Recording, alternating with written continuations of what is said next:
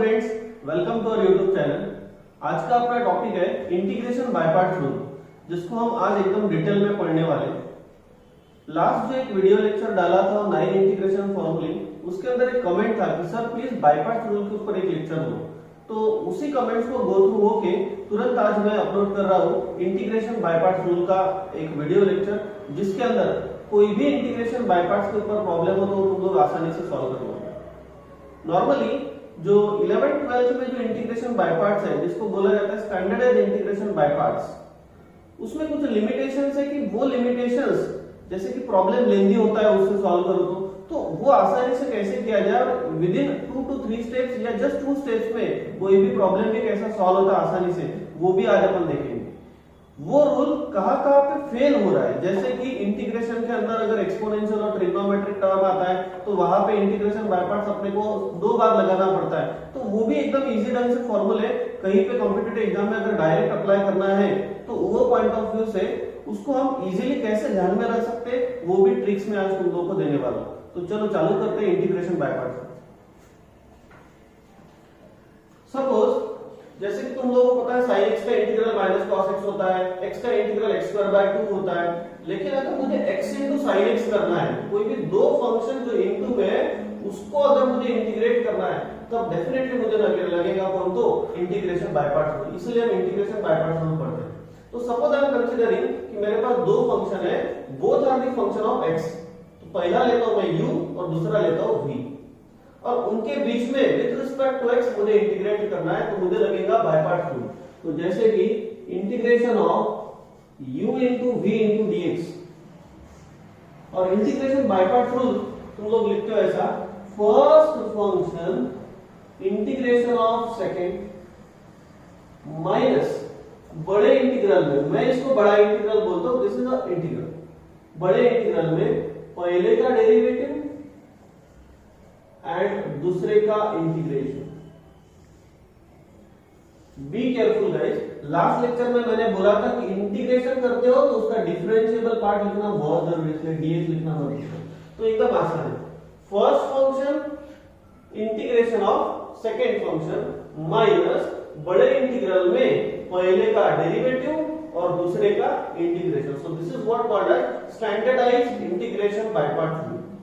अब इसके अंदर जैसे मैं u को फर्स्ट फंक्शन बोल रहा हूं और v को सेकंड फंक्शन बोल रहा हूं, अब ये पहला फंक्शन और दूसरा फंक्शन ये कैसे डिसाइड करते हैं, तो ये डिसाइड करते हैं according to LIATE rule, LIATE, जिसमें से ये जो L है इसको कहा जाता है logarithmic function.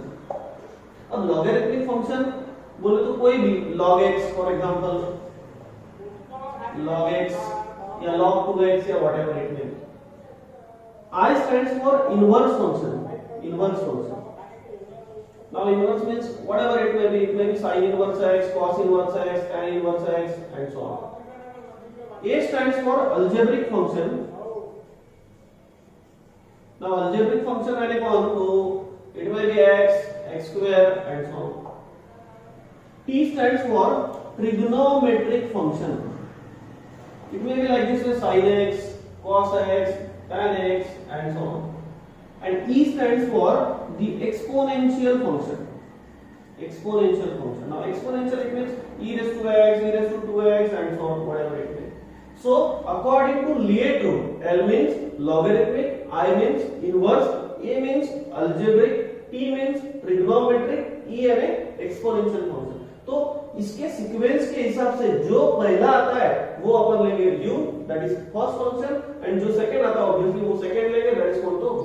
So standardised by parts rule कैसा है, first function integration of second minus बड़े इंटीग्रल में पहले का डेरिवेटिव एंड दूसरे का integration. So this is what very easy integration by parts rule. चलो एक फॉर एग्जांपल लेते हैं ताकि कांसेप्ट और आसानी से क्लियर हो जाए। जैसे कि मुझे करना है integration of x into sin x according to LIATE rule. यहां पे तुम लोगों को दो फंक्शंस आ रहे हैं, जो x है, x stands for algebraic function and sin x stands for what, trigonometric function. So according to LIATE rule सबसे पहले कौन आता है, पहले आता है अलजेब्रिक फंक्शन और बाद में आता है ट्रिग्नोमेट्रिक फंक्शन। इसीलिए अपने लिए x हो गया u और sin x हो गया v। बोले तो x हो गया पहला फंक्शन और sin x हो गया दूसरा फंक्शन। अब लगाते हैं बाय पार्ट जो यहां पे अपन पढ़े। सो first function integration of second function. What is the integration of sin x? It is minus cos x minus बड़े इंटीग्रल में पहले का derivative. What is the derivative of x? 1 and दूसरे का integration. What is the integration of sin x? Minus cos x into dx. So therefore we are getting minus x into cos x minus minus plus what is the integration of cos x? sin x plus हो गया। So very easy.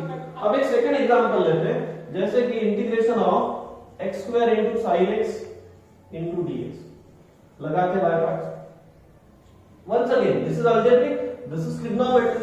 तो पहले algebraic consider करते तो ये हो गया u, ये हो गया v, दैट इज ये पहला फंक्शन और ये दूसरा फंक्शन। लगाते by parts. So first function integration of second. What is sin x का integral? Minus cos x minus बड़े इंटीग्रल में पहले का derivative. What is the derivative of x square? 2x and दूसरे का इंटीग्रेशन sin x का integral कौन? Minus cos x। चलो इस स्टेप में इसको सिंपलीफाई भी कर लेते हैं। So this should be minus x square into cos x minus minus plus 2 outside integral x into cos x into dx। वापस से यहां पे आ गया दो function x into cos x। x is algebraic and cos x is trigonometric. तो वापस से यहां पे क्या लगेगा? Integration by part. तो लगाते हैं। So minus x square into cos x plus 2 into bracket में first function integration of second. What is cos x का इंटीग्रल? sin x माइनस बड़े इंटीग्रल में पहले का डेरिवेटिव x का डेरिवेटिव कितना? 1 और cos x का integral. What is the integration of cos x? sin x into dx। so this should be now minus x square into cos x plus 2 into, चलो 2 को अंदर भी मल्टीप्लाई कर लेते तो 2 into x into sin x minus minus plus minus 2 into what is the integration of sin x? minus cos x। so this should be minus minus plus cos x plus c। तो ये हो गया standardised integration by part rule. But अगर तुम लोग properly देख रहे हो तो हो क्या रहा? यहाँ पे जब मैंने x into sin x लिया तो मेरा आंसर 2 स्टेप में आया। जब मैंने x square into sin x लिया तो मुझे स्टेप्स लगी 1 2 3 4 स्टेप्स लगी। सिमिलर वे से अगर मैं यहाँ पे x cube into sin x लूं फॉर एग्जांपल तो मुझे और 2 स्टेप्स बढ़ जाएंगे। x raised to the power 4 into sin x तो और 2 स्टेप बढ़ जाएगी। So this process is getting but very lengthy. और कॉम्पिटिटिव एग्जाम्स में तो डेफिनेटली तुम लोगों को जल्दी से जल्दी अगर आंसर निकालना है तो वहां पे ये स्टैंडर्ड बाय पार्ट्स में फेल हो रहा है। फिर तुम लोगों को बहुत लेंथी प्रोसेस करके फिर आंसर आ रहा है। इससे बेटर वे अपन एक जनरलाइज्ड इंटीग्रेशन बाय पार्ट्स में पढ़ते हैं जिसके अंदर कोई भी प्रॉब्लम हो सिंपली 2 ही स्टेप में तुम लोग उसका आंसर निकाल सकते हो। तो देखते हैं जनरलाइज्ड बाय पार्ट्स। एक बार और रिवाइज करके देता हूं लगे इसको। कोई भी दो फंक्शन है u एंड v, वो दो फंक्शन है उसका इंटीग्रेशन अपने को करना है तो फिर वहां पे लगेगा integration by parts rule. Integration by parts rule में तुम लोगों ने पहला और दूसरा कौन सा लेना ये डिसाइड करते अकॉर्डिंग टू लीएड रूल, जिसमें से l का मतलब होता है लॉगरिथमिक, i का मतलब होता है इनवर्स, a का मतलब होता है अलजेब्रिक, t का मतलब होता है ट्रिग्नोमेट्रिक और e का मतलब होता है एक्सपोनेंशियल। तो इसके हिसाब से अपन पहला और दूसरा फंक्शन डिसाइड करते कि कौन सा लेना है। और तुम लोगों को मैंने ये भी क्लियर किया आसान शब्दों में, first function integration of second minus बड़े इंटीग्रल में पहले का डेरिवेटिव दूसरे का इंटीग्रेशन। और दो फॉर एग्जांपल भी लिए और एग्जांपल लेते लेते ये क्लियर हो गया कि जब मैं x into sin x ये फंक्शन लिया तो 2 स्टेप में आंसर आ रहा, लेकिन जैसा मैं अलजेब्रिक टर्म की पावर बढ़ाते जा रहा हूं x स्क्वायर लिया x square into sin x तो यहाँ पे 4 स्टेप लग गई, x cube into sin x लूंगा तो और 2 स्टेप बढ़ रहे 6 स्टेप लगेंगी, x raised to 4 into sin x लूंगा तो 8 स्टेप लग रही है। इसलिए उसको अवॉइड करने के लिए अपन अभी पढ़ने जा रहे हैं कौन? Generalised integration by parts rule. अब generalised integration by parts rule कैसा है? जैसे कि दो फंक्शंस है u into v into d x, तो generalise integration by parts rule कैसा है? Very easy. फर्स्ट फंक्शन वही according to LIATE rule, first function single integration of second, now alternate plus minus, पहले प्लस बाद में minus. First function single integration of second minus पहले का single derivative and दूसरे का डबल इंटीग्रेशन, माइनस के बाद प्लस पहले का डबल डेरिवेटिव एंड दूसरे का ट्रिपल इंटीग्रेशन, प्लस के बाद माइनस पहले का ट्रिपल डेरिवेटिव एंड दूसरे का चौबल इंटीग्रेशन। बस एंड सो ऑन ये चलते रहेगा जब तक कि तुम्हारे टर्म्स का डेरिवेटिव जीरो नहीं आता, तब तक ये चलते रहेगा। इसको एक सिंप्लीफाइड वे में लिख लेते हैं, u into v1 minus u dash into v2 plus u double dash v3 minus u triple dash v4 plus and so on. यहाँ पे जो डैशेस डिनोट करते हैं वो डिनोट करते हैं ऑर्डर ऑफ डेरिवेटिव, और जो सफिक्सेस है 1 2 3 4 ये डिसाइड करते हैं ऑर्डर ऑफ इंटीग्रेशन। तो चलो जो अभी यहाँ पे एग्जांपल लिया था अपन ने x square into sin x, इसको ही अपन सॉल्व करते हैं जनरलाइज बाय पार्ट्स रूल से। सो नाउ एग्जांपल ले रहे हैं, integration of x square into sin x into dx लगा, वही अकॉर्डिंग टू लीड रूल ये डिसाइड हो गया कि x स्क्वायर इज पहला function and sin x is दूसरा फंक्शन। लगाते जनरलाइज लगाते हैं अभी। So first function single integration of second function, second function is sin x, तो उसका सिंगल इंटीग्रल कितना आएगा? Minus cos x, alternate plus minus then minus पहले का single derivative, what is the derivative of x square? 2x into दूसरे का double integration, तो sin x का सिंगल इंटीग्रेशन अपन ने कर लिया माइनस cos x, अब माइनस cos x का और एक बार इंटीग्रेशन करते हैं तो उसका इंटीग्रेशन आएगा कौन? Minus sin x।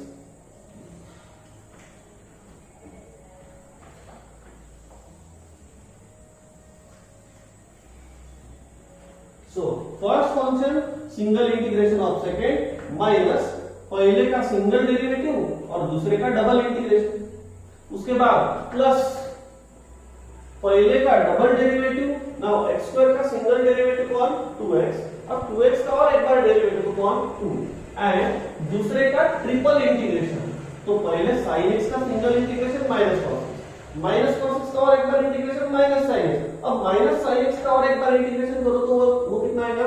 sin x का minus cos x minus minus plus and simply कौन? cos x। अब आगे क्या हो रहा है? आगे अगर इसको मैं बढ़ाऊं माइनस पहले का ट्रिपल डेरिवेटिव, तो 2 का डेरिवेटिव आगे चलते कितना होगा?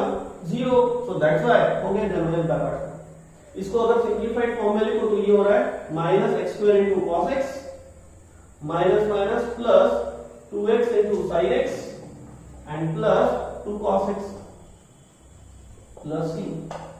अब जरा नोटिस करो, ये वाला आंसर देखो और ये आंसर देखो, बोथ आर सेम।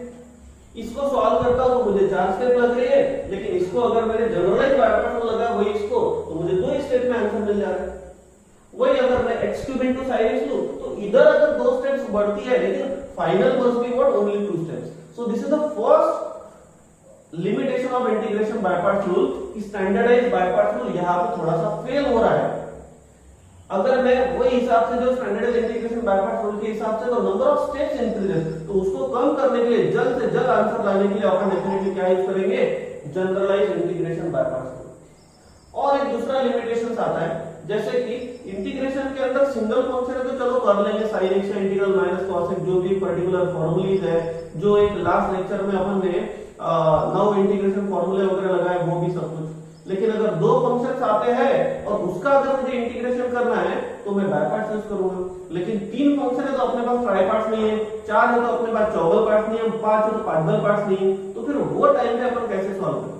तो एक सबसे पहला लेक्चर मैंने डाला था YouTube चैनल के ऊपर 10 इंपॉर्टेंट ट्रिग्नोमेट्रिक फॉर्मूलीज, तुम लोग अगर 3 4 5 6 इतना अपने पास इनका ट्राइपार्ट चौगन पार्ट रूल नहीं है तो with the help of trigonometric फॉर्मूले यूज करके तुम लोग वो 3 4 5 6 जितने भी फंक्शंस होंगे इंटीग्रेशन के अंदर उसको तुम लोग दो या एक सिंगल फंक्शन में कन्वर्ट कर सकते हो। या तो फिर सेकंड पैरामीटर ऐसा भी आता है कि अगर सपोज वो करने के बाद भी वो दो या एक में कन्वर्ट नहीं हो रहा है, अल्टीमेटली इंटीग्रेशन जहां पे खत्म हो रहा है वहां से स्टार्ट होता है, ऐसा बोल सकता हूं मैं DUIS।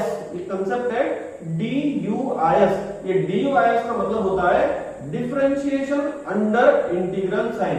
ये इंजीनियरिंग में वगैरह तुम लोग इंजीनियरिंग M2 में है ही अपने इधर कि जो अपन क्लासरूम में वगैरह पढ़ेंगे इस डिटेल में कि DUIS क्या है।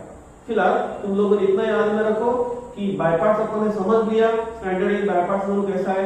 वो standardised by parts rule fail कहां पे हो रहा है, स्टेप्स बढ़ रही है, तो उसको कम कैसे किया जाए, by applying generalised integration by parts rule. दूसरा लिमिटेशन अपन ने ये देखा 3 4 5 6 नंबर ऑफ फंक्शंस आ रहे तो उसको मैं with the help of trigonometric formulae उसको दो या एक में कन्वर्ट कर दूंगा, या तो फिर DUIS कांसेप्ट यूज करके तुम लोग भी उसको सॉल्व कर सकते हो। वहां पे पैरामीटर एक कंसेप्ट आता है parameter with the help of parameter. और एक है तीसरा limitation, suppose now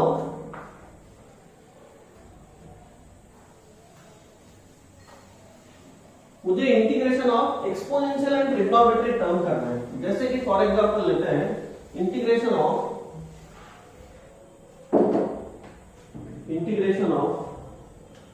e raised to the power ax into sin bx dx और दूसरा लेते हैं integration of e raised to the power ax into cos bx into dx। अब यहां पे मुझे बाय पार्ट्स अप्लाई करना है, ये तुम लोगों ने as a homework point of view घर पे ट्राई करना। यहां पे बाय पार्ट्स अप्लाई करना अकॉर्डिंग टू लीएट रूल, पहले ट्रिग्नोमेट्रिक और बाद में एक्सपोनेंशियल। तो साइन हो गया पहला और e raise to the power x हो गया कौन, दूसरा फंक्शन। तो इसके हिसाब से तुम लोग लीएट रूल अप्लाई करके बाय पार्ट्स अप्लाई करो। हो सकता है इसके अंदर दो स्टेप्स लगेंगे, दो बार बाय पार्ट्स करना पड़े, बाद में इसका तुम लोगों का आंसर मिल जाएगा। बट अगर अपन कॉम्पिटिटिव एग्जाम्स के वगैरह साथ डील करते हैं तो वो टाइम पे अपने को इतना टाइम नहीं है कि इसको अपन बाय पार्ट्स वगैरह अप्लाई करके आंसर निकालें। तो ये हो गया तीसरा लिमिटेशन जिसको अपन एकदम आसानी से ध्यान में रख सकते थे। ट्रिक दे रहा हूं इसलिए याद में कैसे e raised to the power x into sin ultimately exponential function into trigonometric function अगर है तो उसके फॉर्मूले एकदम आसानी से याद में रख सकते हो। a और b बदलते जाएंगे, it just like e raised to the power 2x into sin of 3x ऐसा कुछ भी है तो वो टाइम पे लगा करना चाहिए। तो दोनों भी फॉर्मूले में e raised to the power x upon a square plus b square, यहां पे भी लिख लो e raised to the power x upon a square plus b square. अंदर दोनों भी फॉर्मूले में सबसे पहले a लिख लो बाद में b लिख लो, here it is also a लिख लो बाद में b लिख लो। a कहां से आया, एक्सपोनेंशियल के पावर के वेरिएबल का कोएफिशिएंट यानी a, और b कहां से आया तो ट्रिग्नोमेट्रिक टर्म्स के एंगल से आ गया b। ये फॉर्मूले में अपन डील कर रहे हैं साइन के साथ, इसीलिए तुम लोग सबसे पहले लिखो sin bx और बाद में लिखो cos bx। ये फॉर्मूले में अपन डील कर रहे हैं cos के साथ, इसीलिए पहले लिखो cos bx और बाद में लिखो sin bx, right. Hope so you guys know sin is a odd function, इसीलिए बीच में लिखो माइनस, cos इज इवन तो बीच में लिखो प्लस, राइट। तो this is the very simplest way to remember both this formulas.